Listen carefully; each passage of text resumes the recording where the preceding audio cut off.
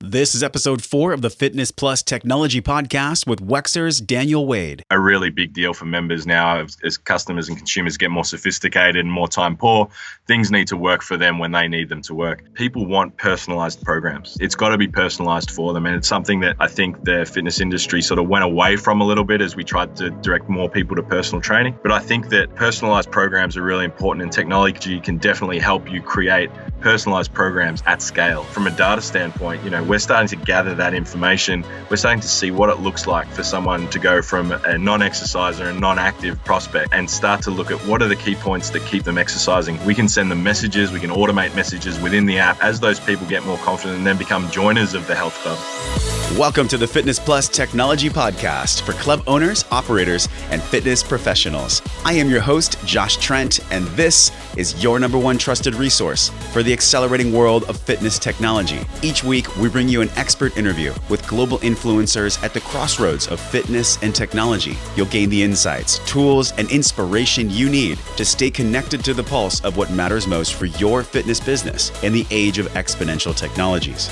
This podcast is brought to you by the Fitness Industry Technology Council, who is mobilizing resources to drive the fitness industry forward and representing leading companies and organizations to success through collaboration. This show is supported by Wexer Ventures, a boutique investment and advisory firm helping early mature and late-stage enterprises succeed in a new era. On episode 4, we're talking with industry professional Daniel Waide from Wexer about digital, virtual, and omnipresence in fitness. On today's show, you'll learn what's really working on the ground in Group X for streaming and virtual fitness in clubs, why trainers and club operators should be using gamified technology with their new members, and how artificial intelligence is integrating into virtual fitness over the next 2 to 3 years. I think you're really going to love today's show, as I so enjoyed sitting down with Daniel to hear not only about his passion for fitness, but what new technologies he believes will change the industry forever. Daniel Waide has been a fitness operator and entrepreneur for 15 years. His fitness career began as a mobile trainer while completing a bachelor's degree in applied science and human movement in Melbourne, Australia.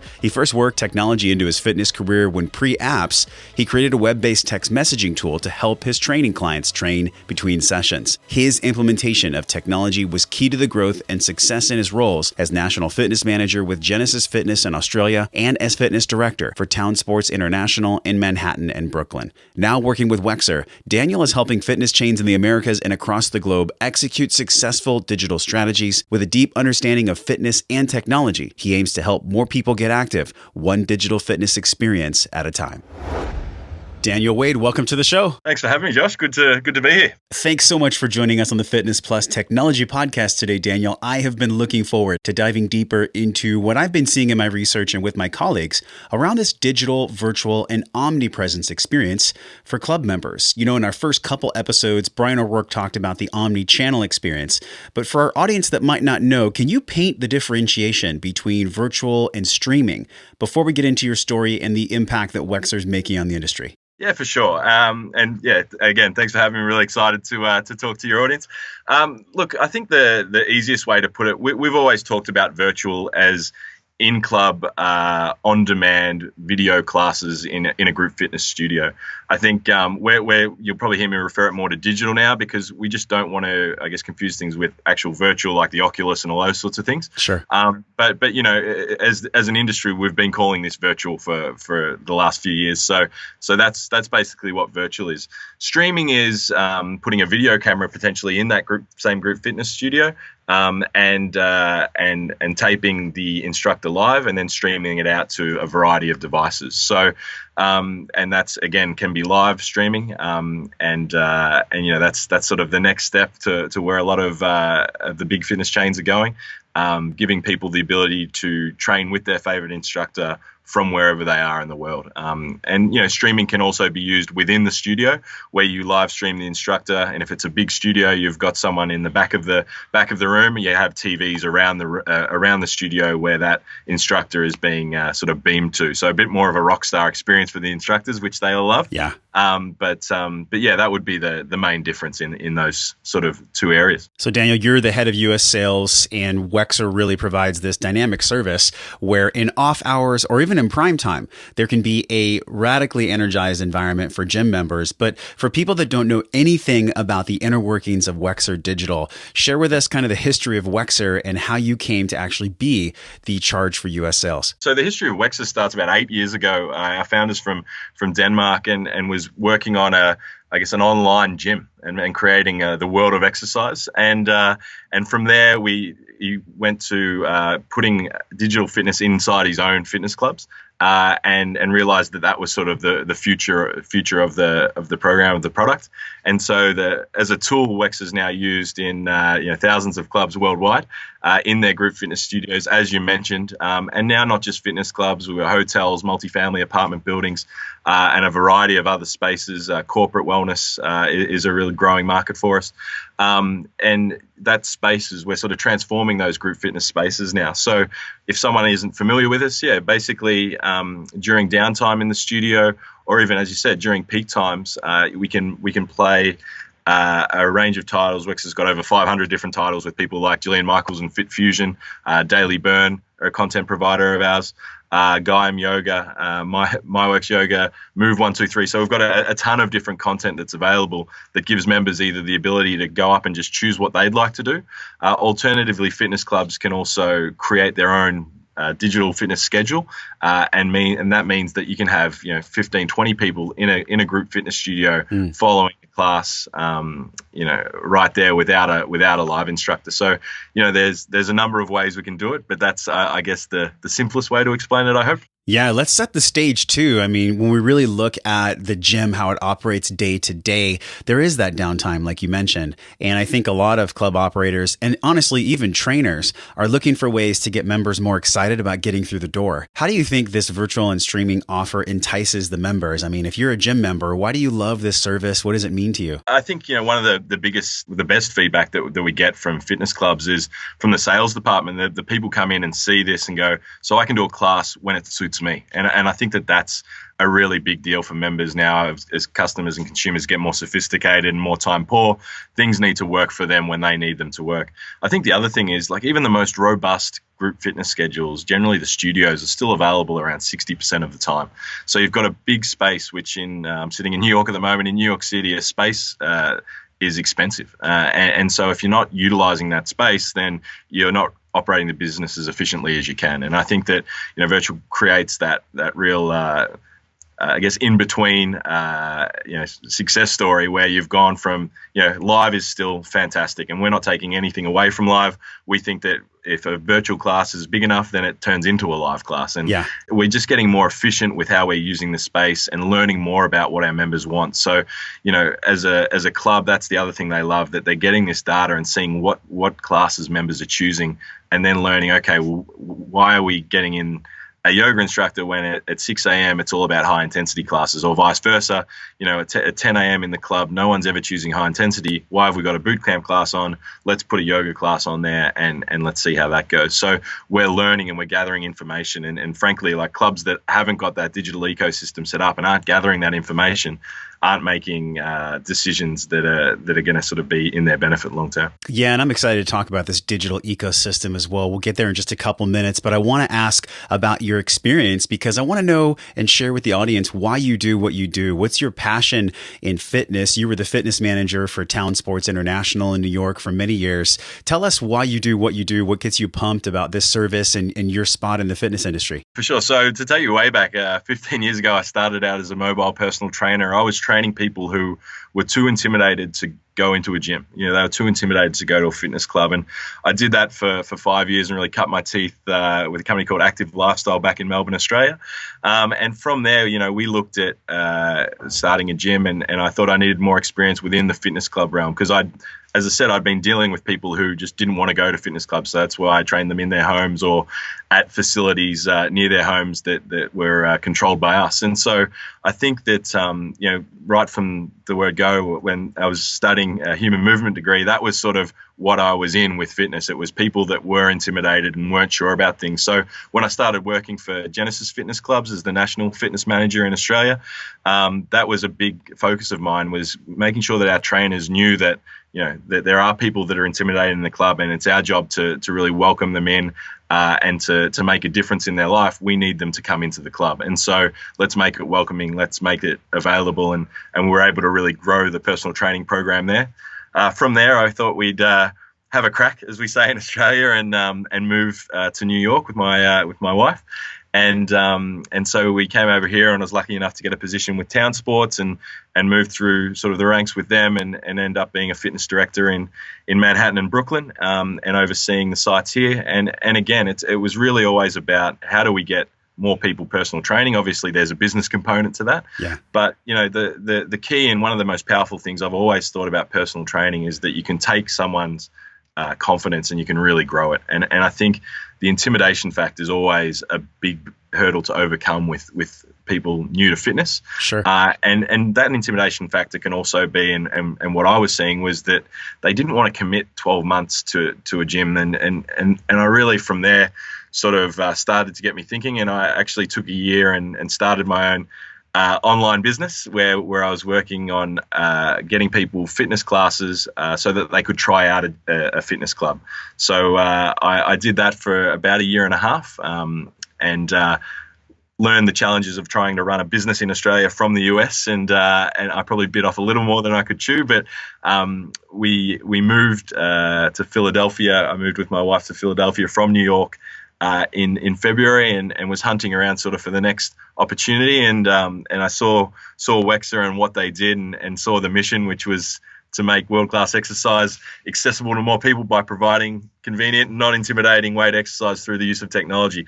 I did just read that because it's I don't want to ever mess it up, because I think it's really important. Yeah. Well, I think your life actually lives it, though. What I'm hearing from you is that you were born with this intention around serving people. You have a passion about fitness. I think this is a perfect segue too, Daniel, into making fitness fun, gamification. A lot of programs are trying to implement gamification in clubs. How does this virtual streaming offering insert gamification, and why should trainers and club operators care about gamification? Yeah, I think you're spot on with making it fun, and I think that was something I learned way back when with personal training. People aren't going to do something if they don't enjoy it. As much as we know something's really good for us, we're not going to create that habit and keep consistently doing it unless we genuinely enjoy it at the end of the day. And I think that the gamification aspect is sometimes built around the programming.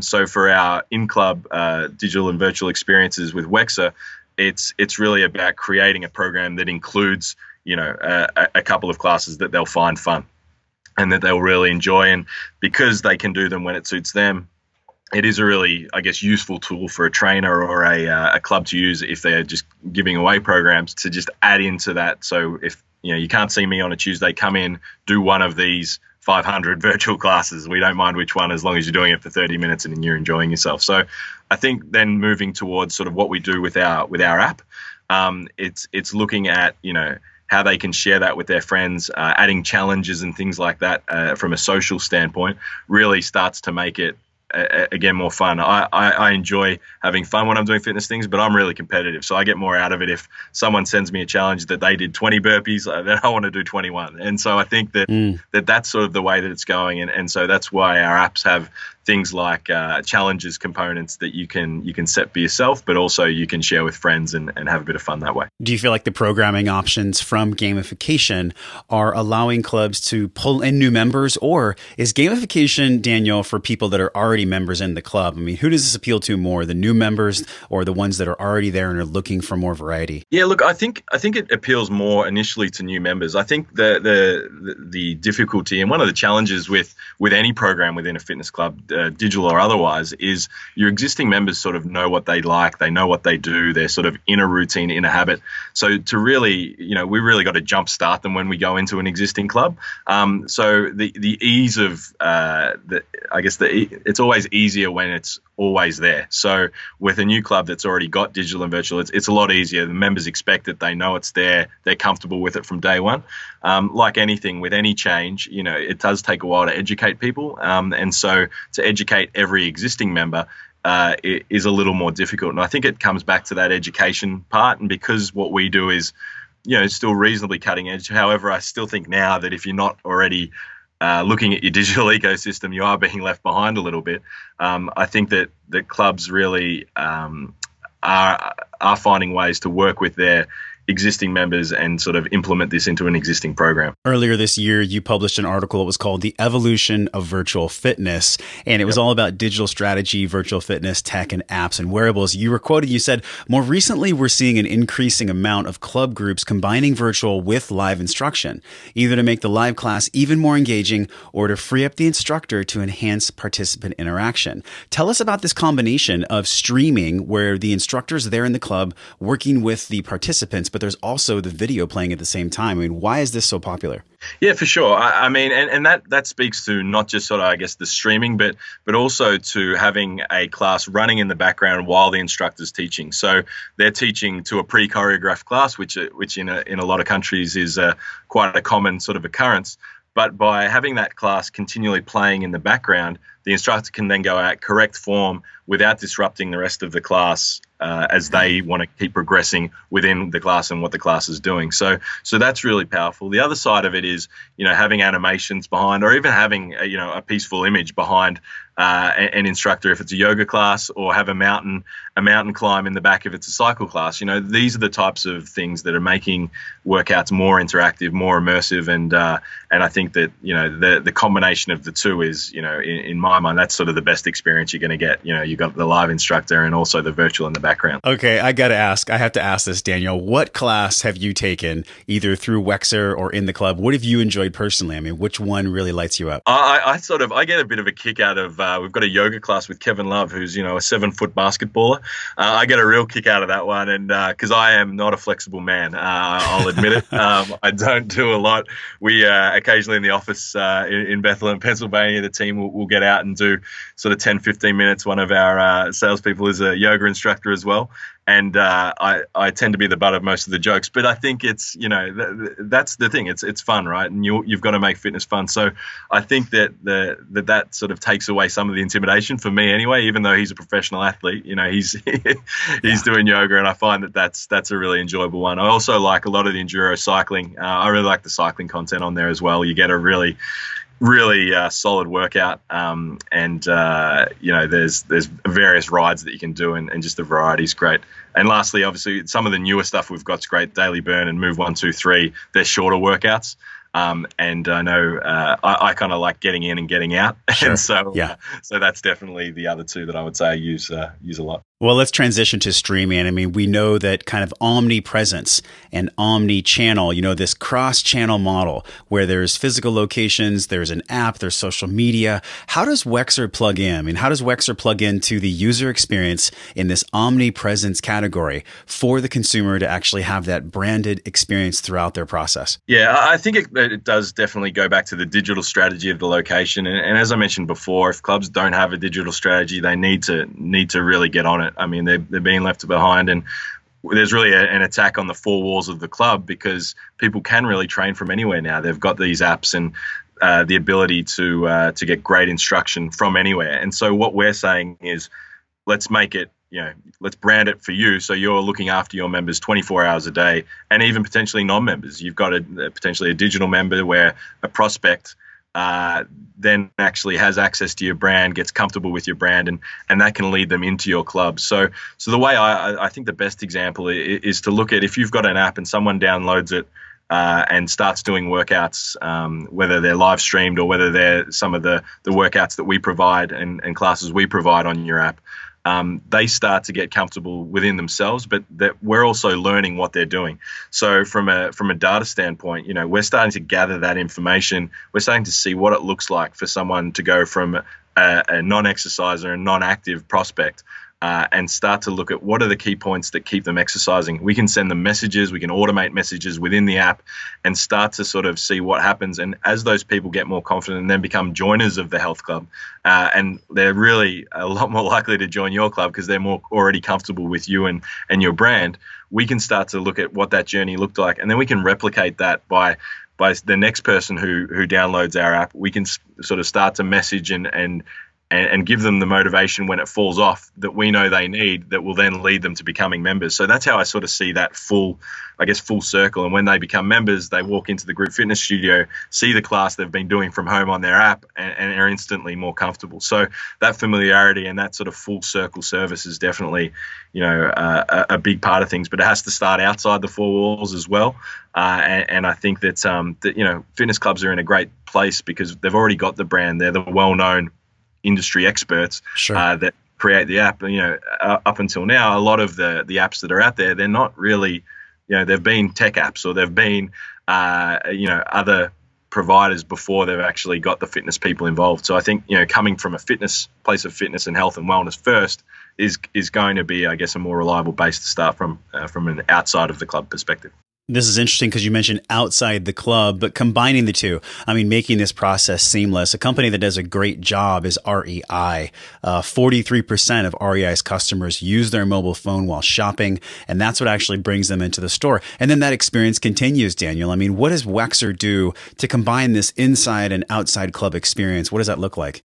Yeah, for sure. I think, the ability to sign up through the apps is always going to be key. You need to make any of those processes as seamless as possible. But also the trainers can message through a trainer portal. So they may have already been in touch with that member. So we're just sort of bridging that gap between sort of inside and outside the four walls of the club. And as I mentioned, really having the same content available inside and out of the inside the club and outside of the club really does help create that familiarity. In January, we're launching a gym floor player, and so even the exercises that someone does on the app, they're going to be able to come into the club and see those and be able to create their own workout through the gym floor player. And again, the content's going to be similar. The exercises, the videos, it's going to be familiar to them, and we know that makes people a lot more comfortable. So we're really excited about that as well. If some of the content we've talked about today with Daniel is really making you more curious, Daniel is going to be contributing to our 2017 trend report underwritten by the Fitness Industry Tech Council. Daniel, before we get into your top takeaways for the club operators or fitness pros, let's talk a little bit more about what's coming in the future. We know that artificial intelligence is completely changing the game.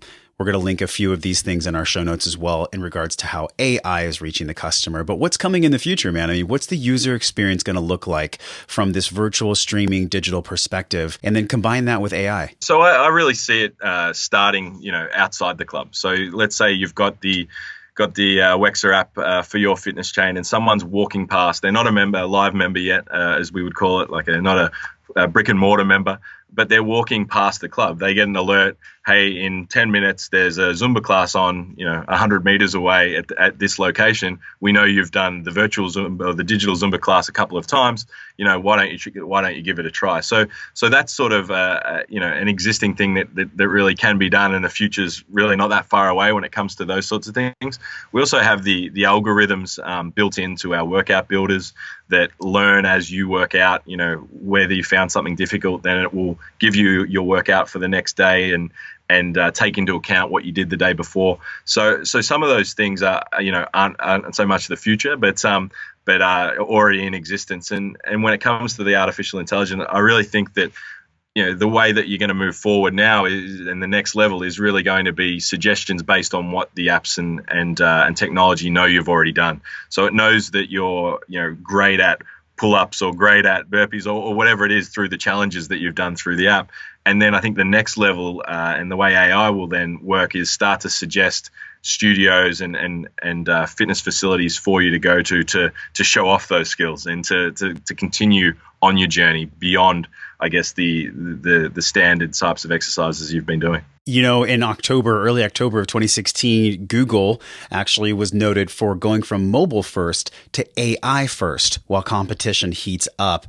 We'll link that in the show notes as well. That's from yourstory.com. But Daniel, AI, how is this really going to lead the charge? You've already talked a lot about how it's going to be integrated, but how is AI going to lead the charge for this member experience in the future? Yeah, I think it's just going to take away a lot of the barriers. I watched something recently on Viv, who I think Samsung just acquired, and it's the same founders of Siri, but they've sort of taken things to the next level where it starts to learn what your questions are, and then gives you suggestions on the next.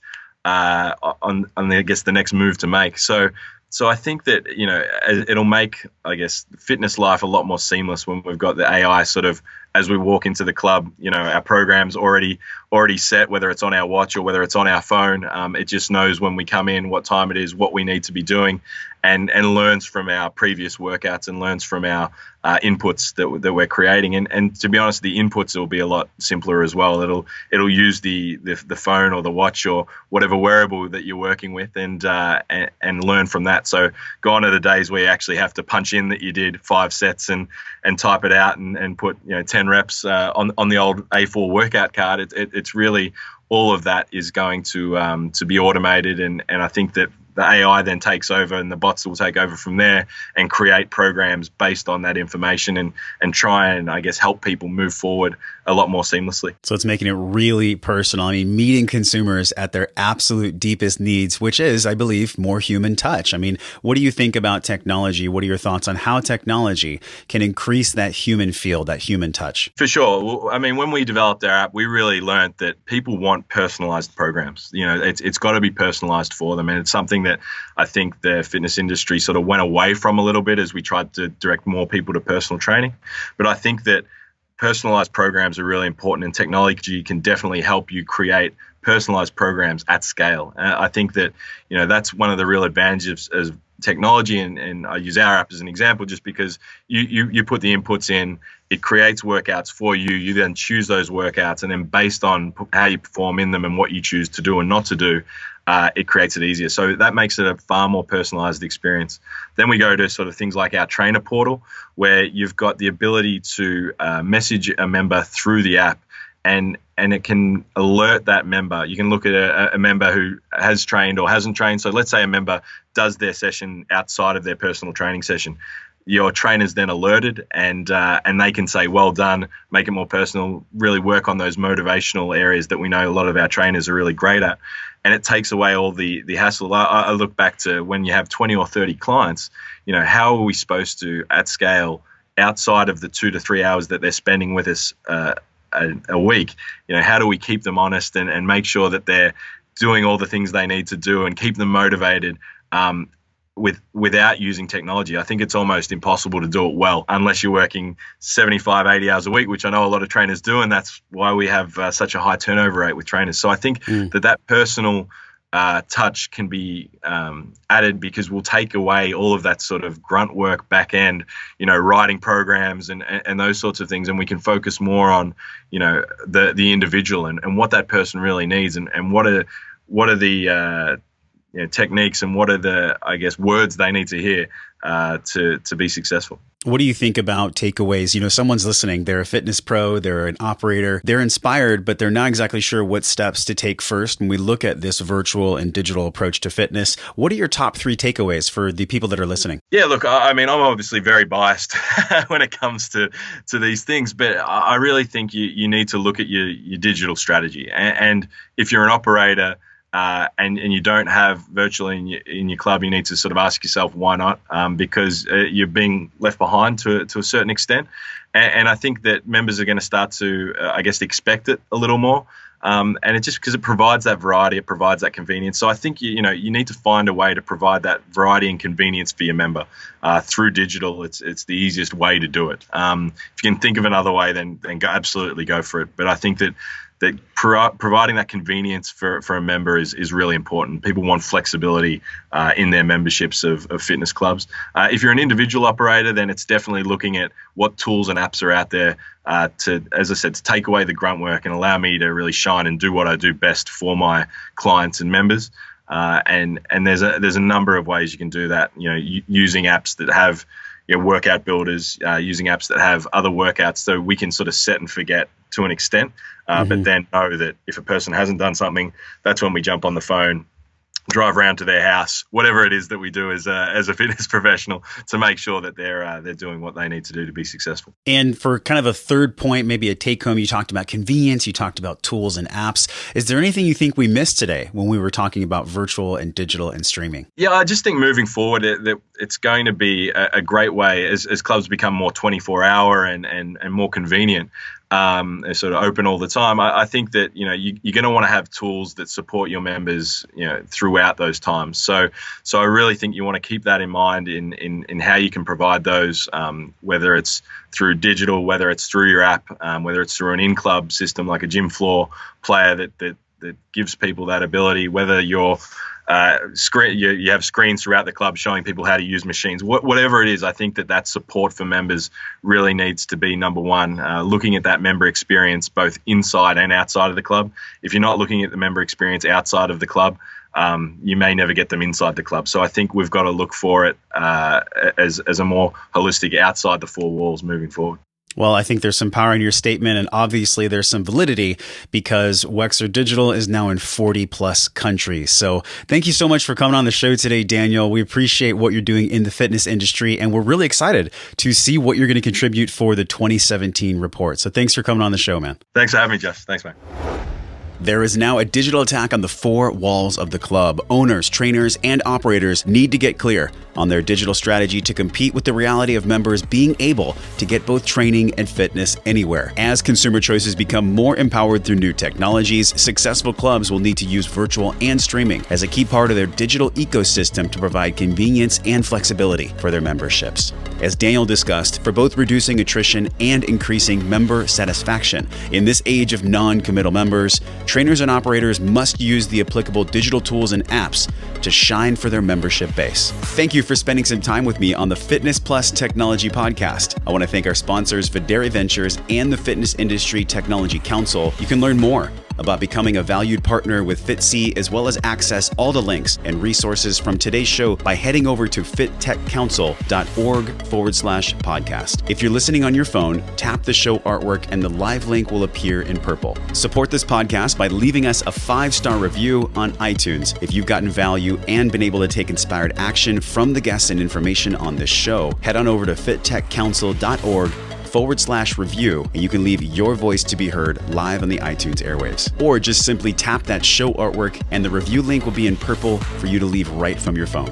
Next week, we have another phenomenal show with an expert guest to inspire you at the crossroads of fitness and technology. So until I see you again next week, be well, have an amazing day, and go out there to connect online and offline with the people you care about most.